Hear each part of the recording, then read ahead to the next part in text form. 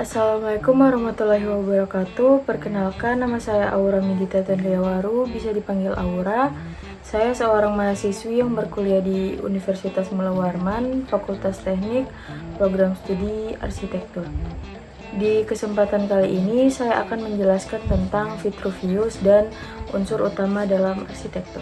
Marcus Vitruvius Pollio atau bisa dikenal dengan Vitruvius adalah seorang arsitek, insinyur militer, dan beliau adalah seorang penulis. Vitruvius hidup di abad ke-1 sebelum Masehi di sebuah era kejayaan peradaban Romawi kuno. Dalam ilmu arsitektur, nilai penting Vitruvius bukanlah pada sosok Vitruviusnya, melainkan pemikiran tentang prinsip-prinsip dasar arsitektur. De Architectura, karya tulis Vitruvius yang paling penting. De Architectura merupakan karya tulis tentang ilmu arsitek yang paling tua dan masih menjadi rujukan hingga saat ini. Inti dari buku tersebut mengungkapkan bahwa bangunan yang baik haruslah memiliki 3 aspek, yaitu firmitas, utilitas, dan venustas. Firmitas yaitu kekuatan atau kekokohan, utilitas fungsi, dan venustas keindahan. Bisa dibilang bangunan yang ideal harus memiliki 3 aspek tersebut, yaitu firmitas, yaitu kokoh dan berfungsi dengan baik tapi bentuknya buruk. Utilitas, berfungsi baik dan bagus tapi rusak bahkan bisa roboh. Venustas, kuat dan indah namun tidak berfungsi sebagaimana mestinya. 3 prinsip ini merupakan prinsip dasar dan sangat penting dalam ilmu arsitektur. Lanjut ke perancangan. Perancangan adalah jantung arsitektur.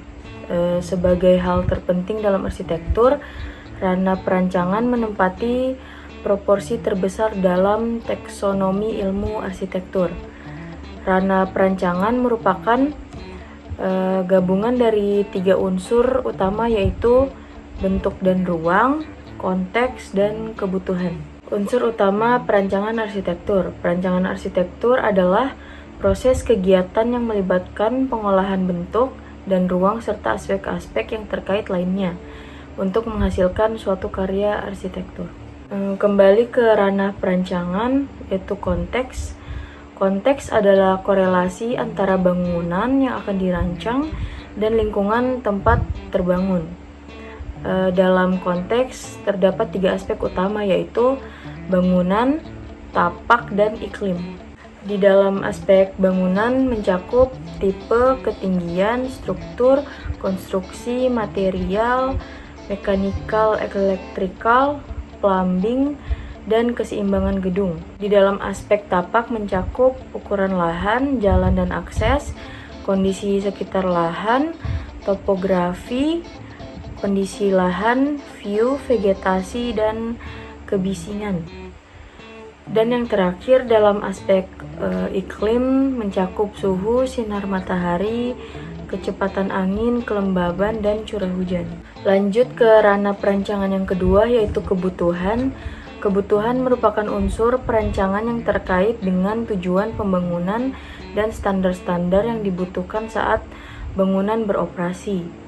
Dalam kebutuhan mencakup 3 aspek utama, yaitu fungsi, pengguna, dan klien atau operator. Dalam aspek pengguna mencakup jenis kelamin, usia, jumlah pengguna, aktivitas, kebiasaan, kecenderungan, sosio budaya, kondisi ekonomi, dan perilaku atau kepribadian. Di dalam aspek fungsi mencakup area, ruangan, sirkulasi, akses, peralatan, dan furnitur.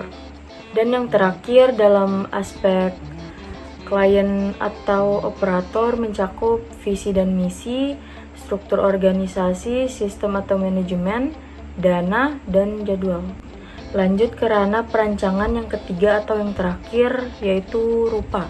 Rupa ialah hasil dari perwujudan bentuk dan ruang yang merupakan unsur utama dalam arsitektur sekaligus unsur yang menentukan kualitas rancangan. Di dalam rupa mencakup 2 aspek, yaitu elemen-elemen perancangan arsitektur dan azas perancangan arsitektur. Dan yang terakhir ada beberapa ilmuwan yang memberikan penjelasan tentang rupa. Salah satunya yaitu Vitruvius. Bentuk adalah perpaduan antara firmitas dan venustas. Bentuk memiliki makna setelah ada utilitas. Dan De Kaching menjelaskan bahwa bentuk merupakan rupa yang memiliki ciri-ciri visual tertentu. Ada juga Plato menjelaskan bahwa ruang adalah suatu tempat yang dapat dilihat dan memiliki karakter yang berbeda dengan unsur lain di sekitarnya. Sekian penjelasan dari saya tentang Vitruvius dan unsur utama arsitektur. Semoga apa yang saya sampaikan bisa bermanfaat. Sekian dan terima kasih.